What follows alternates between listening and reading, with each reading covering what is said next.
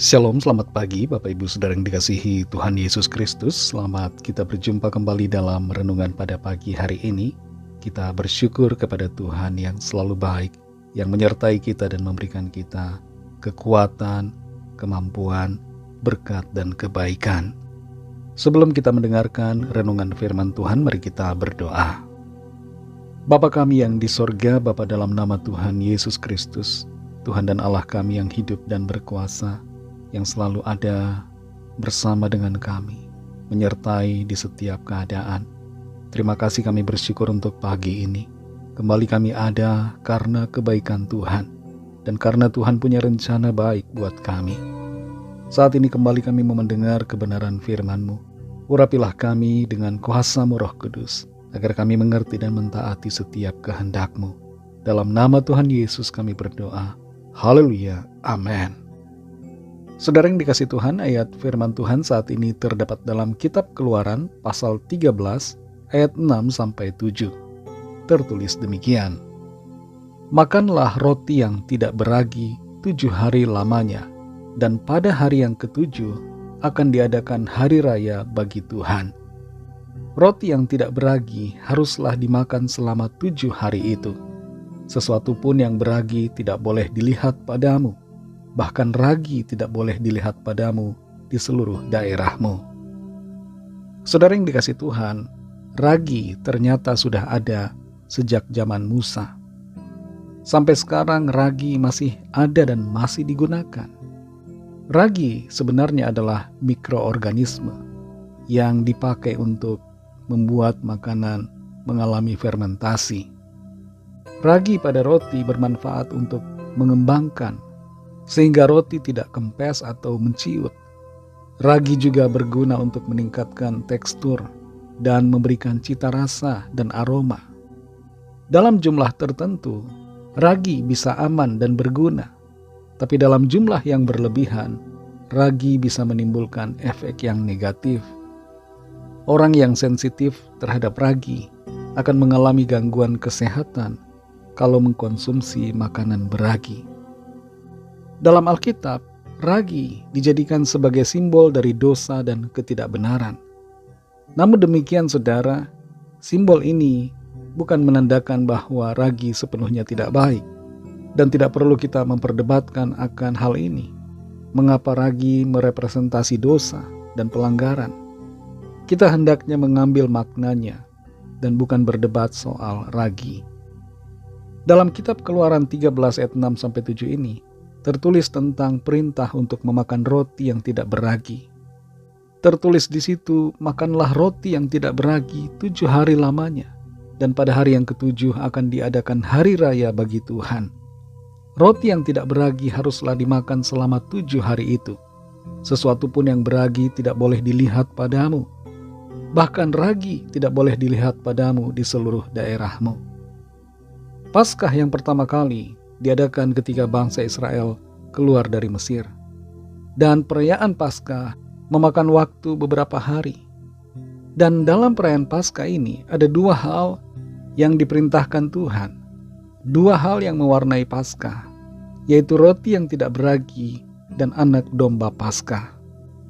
Dalam renungan malam tadi kita sudah belajar tentang darah domba Paskah, yang sebenarnya menggambarkan tentang darah Tuhan Yesus yang berkorban di atas salib. Darah Kristus adalah darah yang menguduskan dan membenarkan kita.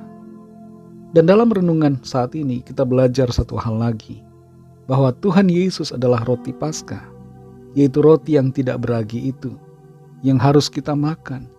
Artinya kita terima dengan iman. Tuhan Yesus sebagai roti yang tidak beragi, bermakna bahwa Tuhan Yesus adalah pribadi yang suci tanpa dosa. Dan karena itu di dalam Dialah kita memiliki kebenaran, dan oleh Dia kita dibenarkan. Dalam Yohanes 6 ayat 51, Tuhan Yesus berkata, "Akulah roti hidup yang telah turun dari sorga. Jikalau seorang makan dari roti ini, ia akan hidup selama-lamanya. Dan roti yang kuberikan itu ialah dagingku yang akan kuberikan untuk hidup dunia." Tuhan Yesus memberikan dirinya kepada kita, untuk saudara dan saya, sebagai roti hidup, dan sekaligus sebagai darah perjanjian untuk memberikan kita keselamatan dan kehidupan yang kekal. Saudara yang dikasihi Tuhan, setiap hari kita makan untuk kehidupan jasmani kita. Tapi ada satu hal yang lebih penting, yaitu makan roti hidup. Bagaimana caranya? Ialah percaya kepada Tuhan Yesus Kristus. Dia adalah roti kehidupan yang memberikan kita keselamatan dan hidup kekal di dalam sorga. Bersyukurlah kalau kita sudah memiliki Tuhan Yesus, sudah menerima Dia di dalam hidup kita, karena kehidupan kita yang kekal dijamin olehnya. Kalau ada di antara saudara yang mendengar renungan saat ini dan belum percaya kepada Tuhan Yesus Kristus, marilah terima Dia, Sang Roti hidup dari sorga, supaya saudara menerima anugerah keselamatan dan hidup yang kekal. Mari ikuti doa saya. Tuhan Yesus, aku percaya Engkau adalah Tuhan dan Juru Selamat. Engkau adalah Allah yang telah jadi manusia. Engkau telah mati disalibkan, bangkit pada hari ketiga, naik ke sorga dan akan datang kembali di akhir zaman. Aku percaya dan menerima Engkau Tuhan Yesus dalam hidupku. Pimpinlah hidupku sekarang ini dan seterusnya sampai selamanya. Amin. Bagi saudara yang baru saja menyatakan iman percaya kepada Tuhan Yesus Kristus, teruslah belajar firman Tuhan, bacalah Alkitab dan berilah diri saudara dibaptis, serta layanilah Tuhan dan setialah kepadanya sampai akhir. Bagi saudara semua pendengar renungan hari ini, mari kita berdoa. Terima kasih Tuhan Yesus, kami bersyukur untuk firman-Mu yang sudah kami dengar pada saat ini. Firman-Mu memberikan kami kekuatan, meneguhkan iman kami. Engkaulah roti hidup dari sorga yang memberikan kami kehidupan kekal dan kepastian keselamatan. Terima kasih untuk kasih karunia-Mu. Terima kasih untuk anugerah-Mu yang Tuhan berikan kepada kami, orang-orang yang berdosa, tapi yang oleh karena pengorbanan-Mu, kami dibenarkan, kami diampuni, dan dibawa masuk ke dalam terang-Mu yang ajaib. Terima kasih untuk firman-Mu, pimpin kami selalu ya Tuhan, berjalan dalam kebenaran-Mu. Berkatilah kami semua di sepanjang hari ini, dalam segala tugas aktivitas kami, agar semua yang kami lakukan menjadi berhasil dan kami senantiasa berkemenangan. Kami berdoa bagi yang sedang dalam keadaan sakit, yang sakit di bagian kepala, agar Tuhan jamah, sembuhkan, pulihkan dalam nama Tuhan Yesus. Sempurnakan setiap tubuh kami, dan jadikan kami juga kuat secara rohani, serta jiwa kami selalu penuh dengan sukacita, iman dan pengharapan. Kami berdoa bagi yang sedang dalam pergumulan dan masalah, berikanlah jalan keluar, pertolongan-Mu yang ajaib Tuhan nyatakan. Terima kasih Tuhan, dalam nama-Mu yang kudus, nama Tuhan Yesus Kristus, kami sudah berdoa dan mengucap syukur. Haleluya. Mari sama-sama kita berdoa, doa Bapa kami. Bapa kami yang di sorga, dikuduskanlah nama-Mu, datanglah kerajaan-Mu, jadilah kehendak-Mu di bumi seperti di sorga. Berikanlah kami pada hari ini makanan kami yang secukupnya, dan ampunilah kami akan kesalahan kami, seperti kami juga mengampuni orang yang bersalah kepada kami. Dan janganlah membawa kami ke dalam pencobaan, tetapi lepaskanlah kami daripada yang jahat, karena Engkaulah yang punya kerajaan, dan kuasa dan kemuliaan, sampai selama-lamanya. Amin.